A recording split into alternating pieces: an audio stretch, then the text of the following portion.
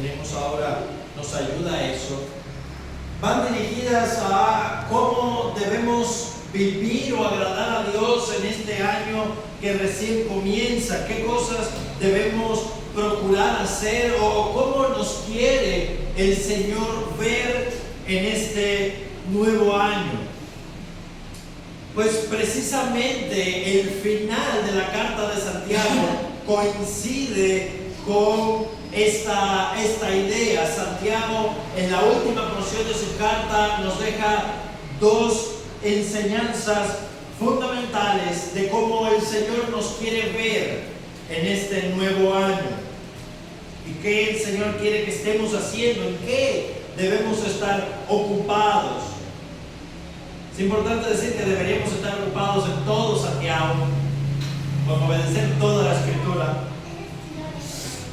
pero es importante estas dos verdades, así que les invito a buscar en sus Biblias Santiago capítulo 5 y vamos a estar considerando desde el verso 7 hasta el final. Hoy terminamos la serie que empezamos hace ya varios meses sobre la carta de Santiago.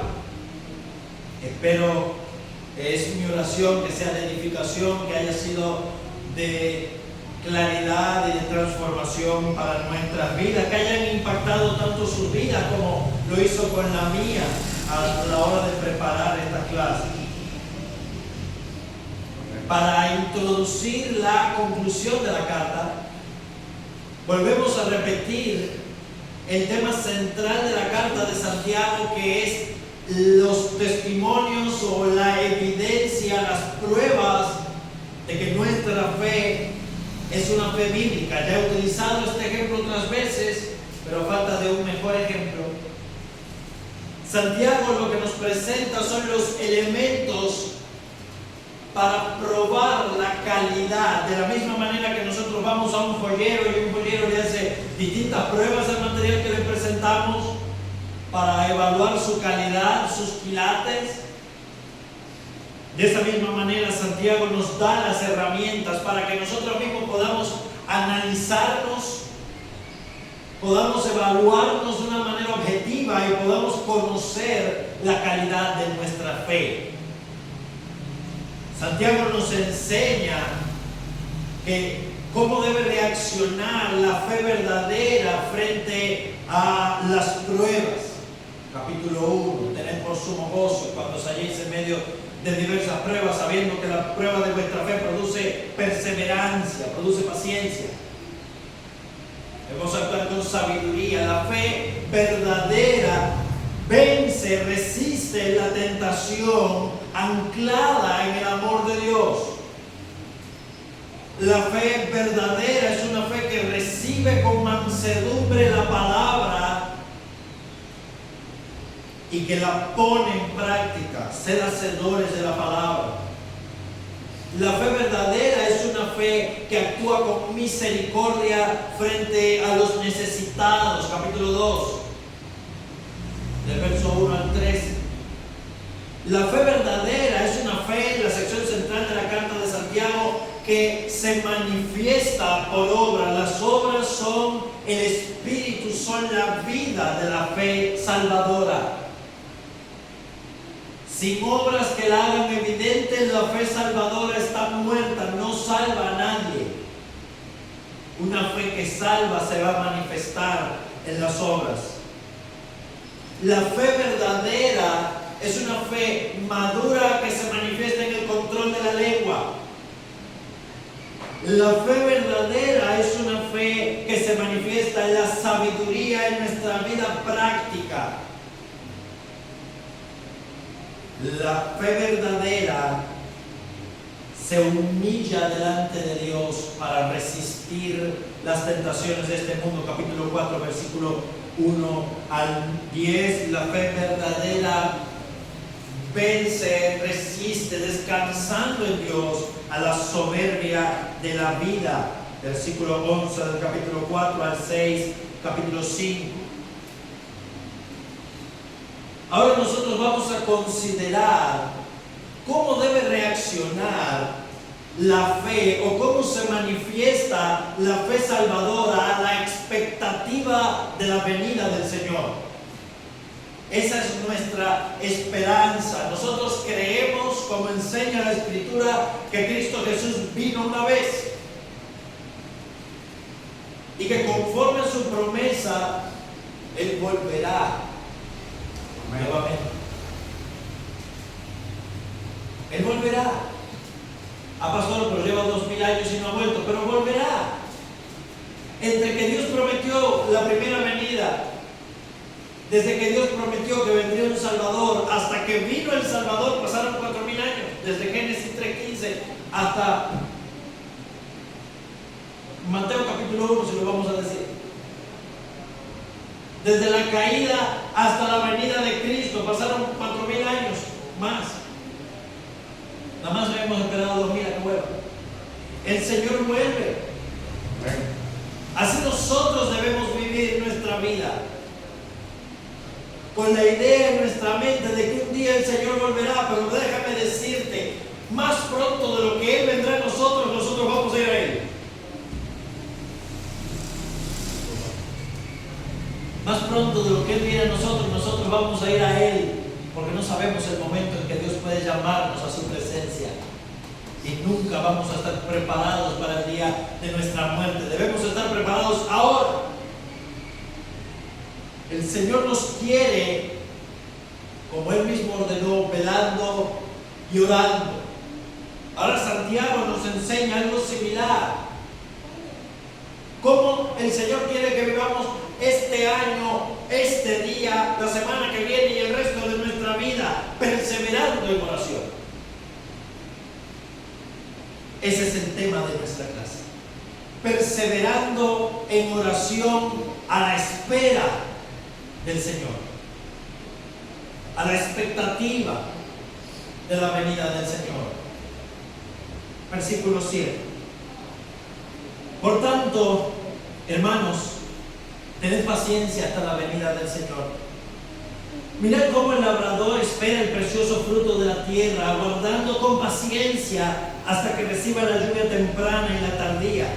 Tened también vosotros paciencia y afirmad vuestros corazones, porque la venida del Señor se acerca. Hermanos, no os quejéis unos contra otros para que no seáis condenados, ya que el juez está delante de la puerta. Hermanos míos, tomad como ejemplo de aflicción y de paciencia a los profetas que hablaron en el nombre del Señor. He aquí tenemos por bienaventurados a los que sufren. Habéis oído la paciencia de Job y habéis visto el fin del Señor, que el Señor es muy misericordioso y compasivo. Pero sobre todo, hermanos míos, no juréis ni por el cielo, ni por la tierra, ni por ningún otro juramento, sino que vuestro sí sea sí y vuestro no sea no, para que no caigáis en condenación. ¿Está alguno entre vosotros afligido? Haga oración. ¿Está alguno alegre? Cante alabanza. ¿Está alguno enfermo entre vosotros? Llame a los ancianos de la iglesia y oren por él, ungiéndole con aceite en el nombre del Señor. Y la oración de fe salvará al enfermo, y el Señor lo levantará. Y si hubiere cometido pecado, le serán perdonados. Confesaos vuestras ofensas unos a otros y orad unos por otros para que seáis sanados. La oración eficaz del justo puede mucho. Elías era un hombre sujeto a pasiones semejantes a las nuestras y oró fervientemente para que no lloviese, para que no lloviese sobre la tierra, y no llovió 3 años y 6 meses. Y otra vez oró y el cielo dio lluvia y la tierra produjo su fruto. Hermanos, si alguno de entre vosotros se ha extraviado de la verdad y alguno le hace volver, sepa que el que haga volver al pecador del error de su camino salvará de muerte un alma y cubrirá multitud de pecados. Vamos a ver. Dios bueno, Señor Todopoderoso, gracias te damos por estar delante de ti. Te rogamos, Señor, tú abras nuestro corazón, pongas en nuestra mente esta verdad y la podamos poner en práctica, descansando en tu gracia, Señor. Ayúdanos a vivir conforme a ella, guíanos conforme a tu gracia, tu bondad, tu poder. Por Cristo Jesús, Señor, te lo suplicamos. Ten compasión de nosotros, Señor, por Jesucristo. Amén. Por tanto, o sea, versículo 7, en conclusión, Santiago termina hablando de los ricos, creyentes ricos, que habían confiado en las riquezas y que habían cometido el pecado de ser tacaños, de robarle a otros hermanos que le estaban trabajando la tierra. El pecado no es ser rico. El pecado es amar la riqueza y pensar que con ella podemos ser salvos. Vuestras ropas están comidas de polillas, vuestro oro y vuestra plata se han enmohecido. Dios te ha bendecido con abundancia económica para que tú uses esa abundancia como administrador de Dios para bendecir a otros. Y al contrario, lo has retenido. Dios va a juzgarte, le dice Santiago.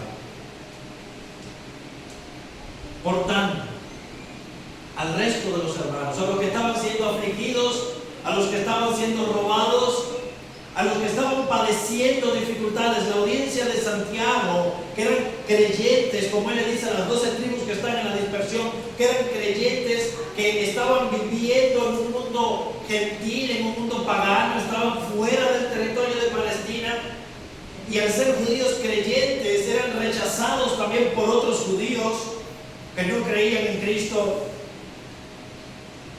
Estos eran personas tremendamente afligidas, atravesando dificultades económicas, culturales.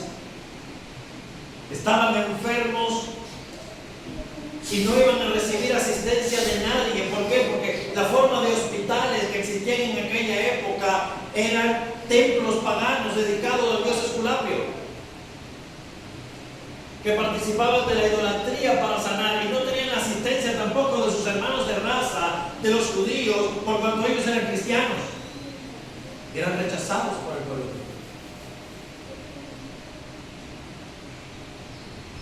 En estos momentos de profundas pruebas, Santiago les dice: amados hermanos, tengan paciencia. La palabra que allí se traduce por paciencia es la palabra griega macrotumias, que significa literalmente largura de espíritu, que es esta forma de hacer.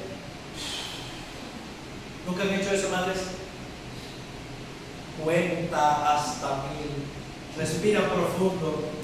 Esa acción, que en español no tiene nombre, solamente que soltar el aire, en griego se llama macrodumias y se traduce por ser paciente. Eso es como que estés diciendo: respira profundo y sigue adelante.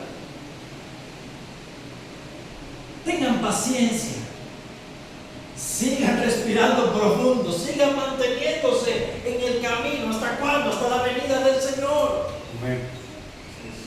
Tengan paciencia, dice Santiago, esperen hasta la venida del Señor. Miren cómo el labrador, Santiago utiliza muchos ejemplos típicos de la vida en Palestina, usa muchos ejemplos típicos de la tierra, de lo que estas personas estaban acostumbradas. Miren cómo el labrador espera el precioso fruto. Acá son un pueblo de agricultores de maíz. Para la milpa, ¿cuánto tiempo se demora en obtener una cosecha de maíz? Y no sabes si va a venir una plaga, si la vas a perder, si se la van a robar. Pero lo siembras y esperas a la cosecha. De esa misma manera, dice Santiago, nosotros debemos ser pacientes, debemos esperar hasta que el Señor vuelva. De la misma manera que un labrador espera el precioso fruto, aguarda, es paciente, esperando con paciencia hasta recibir la lluvia temprana y la tardía. En el ciclo hidráulico de las aguas en Medio Oriente, o sobre todo en la región de Israel, estaba caracterizado o dependía de las lluvias. Las lluvias tempranas ocurrían en lo que es abril-mayo, e indicaban el inicio de la cosecha del trigo y de la cebada. Las lluvias tardías llegaban en los meses de septiembre y octubre e indicaban el inicio de la cosecha de los olivos y de la vid. El labrador espera con paciencia para cosechar a que venga la lluvia temprana y venga la lluvia tardía. No sabe si va a llover. Él no sabe. Puede ocurrir una sequía. Pero él espera. Nadie le ha prometido que mañana va a llover. Pero él espera. Lo espera con fe. Sin embargo, el Dios que no miente nos ha prometido que volverá. Amén. La venida del Señor no es como la lluvia, que es una casualidad probable. Que bueno, entramos en temporada de lluvia. Como la temporada ciclónica, de junio a noviembre. Debemos prepararnos frente a un ciclón, pero no sabemos si va a venir. Pero nosotros sí sabemos que Cristo vuelve. Amén. ¿Cuándo? No lo sabemos. Amados hermanos, aquí es importante decir, no pongamos nuestros ojos en las señales. No busquemos señales. Aguardemos al Señor. Se puede tardar 1000 años más. Puede venir en poco tiempo. No lo sabemos. Ah, pastor, que usted no sabe que las señales se están cumpliendo. Miren cuántas guerras hay en el mundo, qué sé yo. Hace 100 años estaba pasando exactamente lo mismo. Hace 100 años estaba la Primera Guerra Mundial y después la Segunda. Y no pasó nada. Nuestros ojos no deben estar ahí, amados hermanos. Porque nos vamos a distraer. Nos vamos a decepcionar. Nos vamos a desalentar. Desde que me he convertido, he escuchado a predictores de la venida del Señor año tras año, que si viene en abril, que si viene en septiembre. Se pasaron varios años repitiendo septiembre. Y aquí seguimos. No, nuestros ojos no deben estar puestos ahí. Nuestros ojos deben estar puestos en la esperanza ciertísima de que el Señor volverá. No confiando en lo que nuestros ojos ven, en señales que van a ocurrir. Jesús dijo, el día y la hora nadie lo sabe.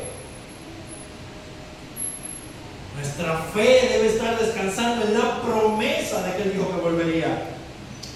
Y eso debemos aguardarlo. Cuando Él venga, Él pondrá en orden todas las cosas. Cuando Él venga, los que hemos padecido aflicción, lo que hemos sufrido, recibiremos nuestra recompensa. Tengan también ustedes paciencia. Misma palabra.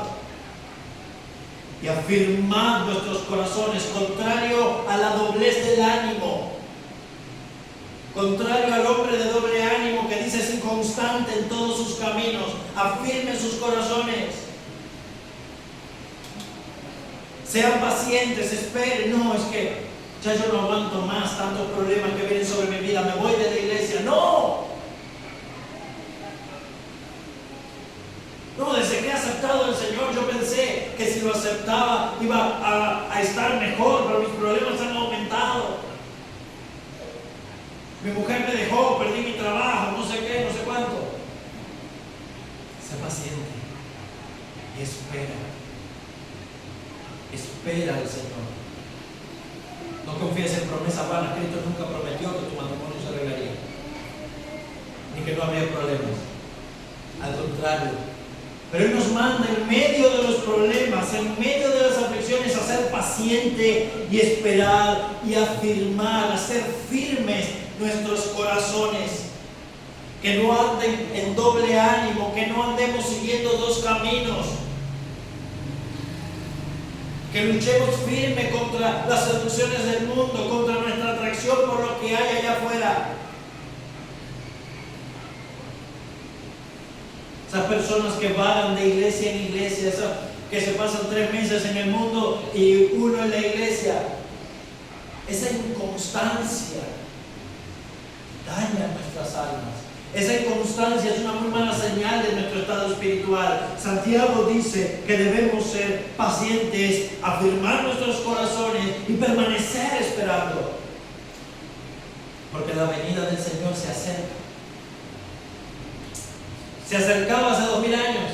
Hoy está más cerca todavía. Hoy está más cerca. Debemos seguir esperando porque Dios no miente. No podemos despreciar la promesa del Señor. No podemos negar aquello que Dios afirmó. Hermanos, si debemos ser pacientes, si debemos aguardar, si debemos respirar profundo en lo que el Señor vuelve, ¿cómo debemos entonces actuar con otros hermanos? ¿Qué debemos hacer? Dice, no se quejen. La queja es contrario al esperar pacientemente. No se quejen los unos contra otros. La queja es una señal de impaciencia y la palabra que traduce ahí por queja es una murmuración en el corazón. Es decir, ¿qué gente más? ¿Cuál es? ¿Qué persona más? No sé qué palabra usar. Más molesta, más que más me aira en vuestros corazones. No se quejen los unos contra otros, para que no seas condenado. El juez está a la puerta. Toda palabra desordenada, dice Mateo capítulo 12, que los hombres digan, ellas van a dar cuentas en el día del juicio. Cristo es el juez, Él viene a poner todas las cosas en orden. Nosotros no podemos usurpar su lugar. Si vamos a esperar pacientemente, debemos luchar en contra de la murmuración y la queja de nuestro corazón. Porque eso no es esperar con paciencia. Hermanos míos, tomen ejemplo de aflicción y de paciencia a los profetas que hablaron en el nombre del Señor. Miren, tenemos por bienaventurados a los que sufren. No consideremos dichosos, oh, wow, qué grande hombre de la fe que era Noé. Sí, pero se pasó 100 años recibiendo la burla de todo el mundo a su alrededor, construyendo un arca para salvarse de un diluvio que no sabía si iba a ocurrir o no. Porque nunca habían visto la lluvia en ese tiempo. Simplemente Dios le prometió, voy a destruir toda carne, prepárate un arca para que tu casa se salve. Y Noé creyó a Dios y por 100 años estuvo construyendo el arca. Todo el mundo decía, mira ese bobo, construyendo esa arca tan grande. ¿Para qué ir a llover? Estamos lejos del mar. Pero Noé lo hizo con paciencia. No sabía si iba a ocurrir. Confía en Dios. Eso es la fe. Eso es la fe. Miren, como ejemplo de aflicción y de paciencia, fueron afligidos. Abraham fue afligido, Moisés fue afligido, Elías fue afligido y soportaron con paciencia. Esperaron en el Señor, sobre todo Job. El mejor caso que Santiago podía citar. Tenemos por bienaventurados, dichosos, bendecidos por Dios a los que sufren. Mientras sufre el otro. Yo no, yo si sufro soy un desdichado. Hermanos, tenemos por bienaventurados a los que sufren. Habéis oído de la paciencia de Job. Ahora, ahí es interesante porque ella no usa la palabra macrotomix. No es la misma palabra que usaba al principio. Ahí usa otra palabra. Palabra griega upomonem, que lo que significa es soportar bajo presión sin quebrarse. Ustedes vieron a Job, el ejemplo de paciencia, todas sus tribulaciones, aflicciones, que en un mismo día perdió sus propiedades, sus riquezas, sus ganados y le mataron a sus 10 hijos. Sin culpa. Y lo hizo Dios. ¿Quién fue el que le quitó todo? El diablo. No. Jehová dio y Jehová quitó. Él fue el que dio. Y él fue el que se lo quitó. Sea el nombre de Jehová bendito. Después fue herido con una enfermedad. Job siguió perseverando, resistiendo bajo presión, soportando. Se quejó, sí. Job no era de piedra. Sufrió por varios meses, hasta un año, dicen algunos. ¿Cuánto tú y yo resistimos una dificultad antes de irnos de la iglesia? Antes de plantearnos sinceramente. Job esperaba que Dios lo matara, ese era su alivio. Se quejó, sí, dudó también, pero se mantuvo perseverando. Esperó. Aún si él me matase, dijo Job, con todo yo voy a seguir esperando en él. Porque luego de deshecha esta mi carne, con mis ojos veré al Señor. Ustedes lo tienen en sus Biblias, dice Santiago. ¿Por qué no creen eso? ¿Por qué simplemente lo leen y dicen, no, eso era un hombre allá? Algunos dicen que ni siquiera era un personaje real. No, Job fue un personaje de carne y hueso, y lo que le pasó a él te puede pasar a ti. Es muy fácil saber las cosas. Tenemos por bienaventurados a los que sufren. Pero cuando nos toca el sufrimiento, ya no nos consideramos bienaventurados. Y así Santiago quiere que nos veamos. Y que esperemos con paciencia, aguardemos, resistiendo, manteniéndonos, continuando, corriendo con paciencia la carrera que tenemos por delante, con los ojos puestos en Jesús.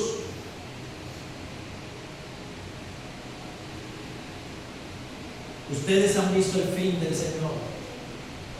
Ustedes han visto la obra de Dios, el resultado a lo que llevó la paciencia y la espera de Job. ¿Qué fue lo que hizo Dios al final del libro de Job? Dios se le manifestó. Job lo vio, lo escuchó. Y Job terminó diciendo, de oídas te había oído, mas ahora mis ojos te ven. Todas esas aflicciones sirvieron para que Job conociera a Dios. En medio del dolor, en medio del sufrimiento, es cuando nosotros aprendemos a conocer a Dios. No rechaces el sufrimiento. Encuentra a Dios a través de él.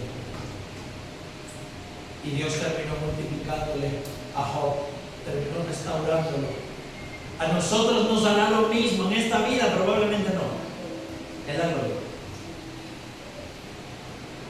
Es la gloria. Puede que sí, la gracia del Señor nos bendiga en esta vida y nos restaure. Puede que sí. Pero la recompensa ahí que está apuntando el final del Señor es en la gloria. Él nos exaltará cuando sea tiempo. ¿Cuándo? Cuando Cristo vuelva. Cuando Cristo vuelva. Nuestra recompensa, nuestra morada, nuestras mansiones están en los cielos, en la gloria del Señor, allí donde está Él. Cristo Jesús es nuestra vida. Nosotros no tenemos nada en este mundo. Dios es muy misericordioso. No solamente Dios es misericordioso, Él es muy misericordioso y compasivo. Él anhela el bienestar máximo de nosotros. Por eso muchas veces nos despoja de todo aquello que nos pueda distraer para que descansemos en Él. La misericordia de Dios para con nosotros es llevarnos a ser como Cristo, porque en eso está nuestra felicidad. No en las cosas de este mundo. Dios quiere que nuestro tesoro, que nuestro corazón esté en los cielos. Pero sobre todo, hermanos míos, no juréis. Puede decir, Santiago, ¿qué tiene que ver el tema del juramento aquí? Bueno, en primer lugar, que nosotros malinterpretamos lo que es el juramento. Y hay muchas cosas que aclarar ahí, lo voy a hacer brevemente porque el tiempo es mi enemigo esta mañana. Pero sobre todo, de hecho, Santiago no está cambiando de tema porque comienza con un pero. Está relacionando las ideas. Sobre todo, hermanos míos, no juréis ni por el cielo, ni por la tierra, ni por ningún otro juramento, sino que vuestro sí sea sí, vuestro no sea no, para que no caigáis en condenación. ¿Qué es un juramento? Jurar básicamente es poner a Dios por testigo de una palabra. Hermano, ahí lo que dice es que no debemos jurar. ¿Deben los cristianos jurar? Respuesta: no. No. No es eso lo que el texto está diciendo. Bueno, pero pastor, Jesús lo dijo también en el Sermón del Monte. De hecho, ¿qué es lo que Santiago está citando aquí? ¿Oísteis que fue dicho? Dijo Jesús: no jurarás y no cumplirás, no perjurarás y no cumplirás al Señor tu juramento, pero yo os digo, no juréis. Algunos se quedan ahí. Pero Jesús no dice que no debemos jurar. Santiago no dice que no debemos jurar. Santiago dice: no juréis ni por el cielo, ni por la tierra, ni por ningún otro juramento.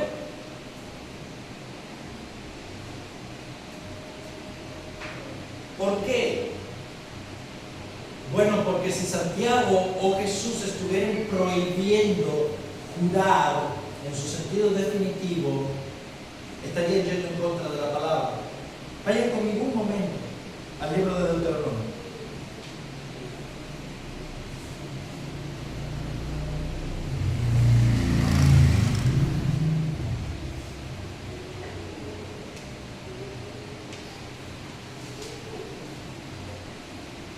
Capítulo 10, versículo 20.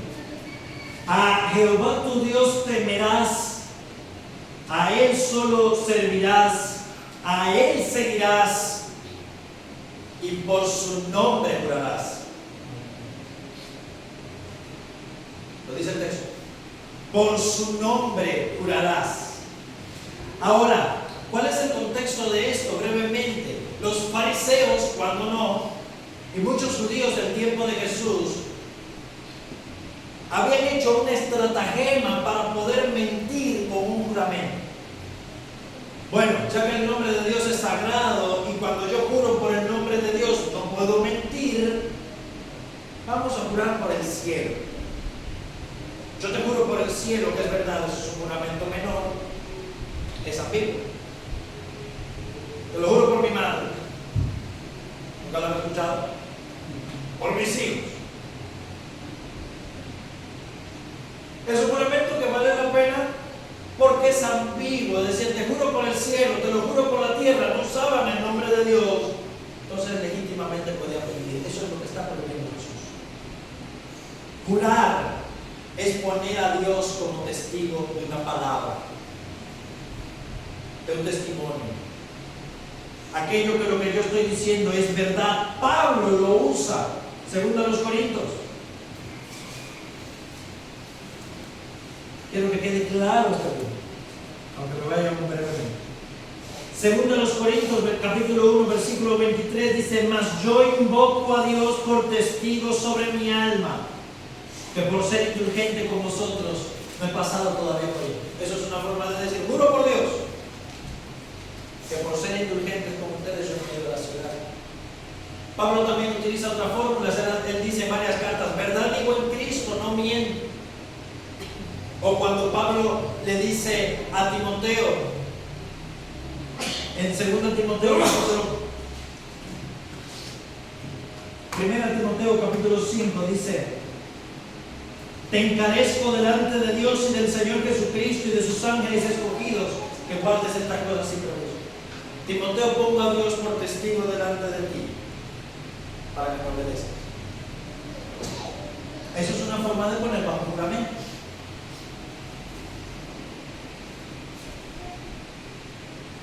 Ahora, ¿dónde está el pecado aquí? Que a veces nosotros no usamos esa fórmula de un juramento formal, te lo juro por Dios. Ahí debemos hablar por verdad, pero decimos: hermano, voy a orar por ti. Y no oramos. Sí, hermano, voy a orar por ese asunto en oración. Y no oramos. Sí, vamos a hacer eso. Y no lo hacemos. esa afirmación, esa palabra está delante de Dios, es una promesa. Es una promesa. Mira, si no vas a orar, no lo prometas. Eso es lo que necesitas. Que tu sí sea sí y que tu no sea no. Si no lo vas a hacer, no lo hagas. Pero no prometas y después no cumplas. No hagas una promesa delante de Dios. No jures delante de Dios algo que tú sabes de antemano que no vas a cumplir. Y si lo prometes, ten el compromiso de hacerlo. Por eso es que es reiterativo, que tu sí sea sí. Esa reiteración indica algo que es firme. Que cuando tú digas sí a algo, sea un sí firme. Y cuando tú digas que no a algo, sea un no firme. Si haces esto, te voy a castigar. Lo hace y no hay castigo. Hablaste en vano delante de Dios. No salgas o van a haber consecuencias. Sale, no pasa nada, y la niña que no sé qué. Ese es un no que no es firme.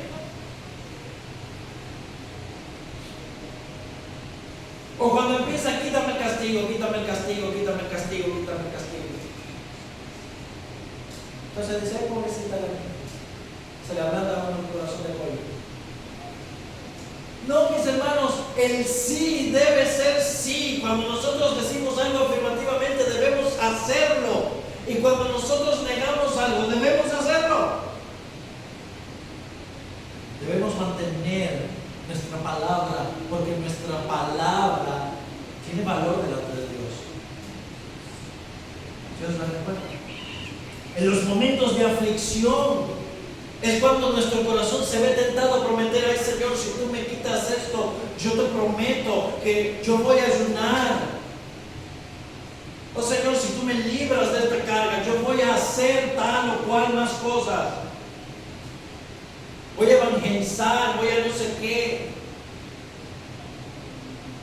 Después pasa y se nos olvida.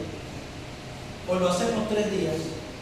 Porque cuando prometemos, hacemos promesas grandes. Voy a hacer un ayuno de 40 días. Al tercer día se me olvidó el ayuno. ¿Se entiende lo que Santiago quiere decir? Mira, en los momentos de aflicción no seas arrastrado a hacer un juramento o a hacer una promesa en vano. Piensa bien las cosas que vas a decir. Que tu sí sea sí. Cuando tú digas algo, cuando tú prometas algo, manténlo firme.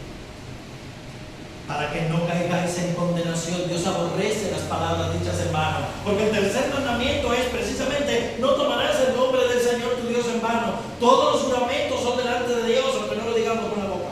Y todas las promesas. Hacer una promesa y después no cumplirla es tomar en vano el nombre de Dios. Mentir intencionalmente cuando prometemos algo es tomar en vano el nombre de Dios. Porque Dios es el testigo de nuestras palabras. Por eso, niños, niñas, cuando tu papá y tu mamá te pregunten: ¿hiciste tal cosa?, te están poniendo como testigo a Dios. Y Dios sabe si lo hiciste o no. No mientas. Confiésalo. Confiésalo. Porque Dios lo sabe. Sigue diciendo Santiago, para que no caigas en condenación, verso 13. Entonces, ¿qué hacer en los momentos de aflicción? No te tires a jurar. Está alguno afligido, dice Santiago. Entonces, ¿qué hacer? Ora. Ora. Ve delante de Dios. La oración es el remedio, mi hermano. En la aflicción no huyas. En la aflicción no prometas. En la aflicción arrójate de rodillas delante de Dios. Ora. Eso es lo que hay que hacer. No lo pienses. Ora. Ora por paciencia. Ora por perseverar. No pidas que te lo quite. Pide que te ayude a enfrentarlo. que te ayude a soportarla. Porque la aflicción es un instrumento en las manos de Dios. Es gracioso que nosotros oramos por santidad. Señor, ayúdame a conocerte más, Señor, ayúdame a ser más santo. Pero cuando viene la aflicción, no nos damos cuenta que la aflicción es la respuesta a esta oración. Señor, yo quiero ser más santo. Dios dice, no se diga más. Tenga una aflicción, vamos a ponerlo al fuego para purificar tu fe. Entonces no pidas que te quite la aflicción, pídele que te dé paciencia para soportarla, que te dé sabiduría para sobrellevarla. ¿Está alguno afligido? Haga oración, ora, acércate delante de Dios. Está lo contrario, está alguno alegre, cante alabanza. Aplica lo que corresponde a cada momento. Si la alegría está en tu corazón, exprésalo por medio de cantos de alabanzas a Dios. No con promesas vacías. Canta alabanzas. ¿Está alguno enfermo entre vosotros? No se quede tirado. Llame a los ancianos de la iglesia. Nota aclaratoria, aquí otra cosa más que hay que explicar. Anciano de la iglesia no es igual a viejo. No es persona de la tercera edad. Los ancianos de la iglesia son los pastores. Los pastores que tienen a su cargo el cuidado de la iglesia. Como ya dijimos, en este tiempo, si había un creyente con enfermedad, no podía ir al IMSS. No había seguro social. No existía nada de eso. Los centros de salud eran centros idolátricos, dedicados a un dios pagano. A quien único podían recurrir era la iglesia. Llame a los ancianos. Los pastores hacían en este momento la función de médicos. ¿Está alguno enfermo? ¿Padece algún problema de salud? Llame a los ancianos de la iglesia. Ojo, notes el plural. Y oren por él. Involucra al resto de las personas, a tus pastores, para que te cuiden, para que te guíen. El cuidado de los enfermos es parte de la función pastoral. Oren por él, ungiéndole con aceite en el nombre del Señor. Abro paréntesis, tercera nota aclaratoria de la clase. Amados hermanos, espero que no se estén aburriendo, porque la clase es un poco extensa, aún estoy en tiempo. La unción con aceite, eso es tan común ahora, tan abusado, personas que se dedican a ungir enfermitos con aceite, lo ves que andan con un poquito. Mis hermanos, en el contexto, en primer lugar, el aceite que se utilizaba es aceite de oliva pura. En segundo lugar, se ungían a los enfermos con aceite, no porque el aceite representara al Espíritu Santo, no porque el aceite representara sanidad. No hay nada místico ni nada milagroso detrás de esto, mis hermanos. El aceite era la medicina del ser. En la parábola del buen samaritano, ¿la recuerdan? Que dice que una persona fue asaltada en el camino, fue herida. Se aparece un samaritano, y ¿con qué el samaritano le trata las heridas? Con vino y con aceite. Le venda las heridas con vino y con aceite de oliva, porque el aceite de oliva tiene propiedades medicinales, si no lo sabía. Tiene propiedades médicas curativas. Entonces, lo que Santiago está diciendo aquí básicamente es: vayan a los ancianos de la iglesia, que vayan a visitar al enfermo, oren por él y pónganle medicina. Nada más. Aquí no hay magia. Pónganle medicina. Hoy básicamente sería lo mismo. Vayan a dar un tratamiento médico, pregunten en la iglesia si tienen la pastilla. Al hermano en la iglesia que estudió medicina, que vayan a verlo, que oren por él y le pongan medicina. No, yo confío en el poder del Señor, no necesito la medicina, no necesito los hospitales. No, vean, consulta confiando en el poder del Señor, porque el médico lo puso Dios. Y Dios los usa. Dios los usa. Nótese, de hecho, que ahí Santiago me está diciendo: vayan al que tiene el don de sanidad para que le ponga la mano. No, porque el don de sanidad les iba a desaparecer. Santiago está diciendo: vayan, oren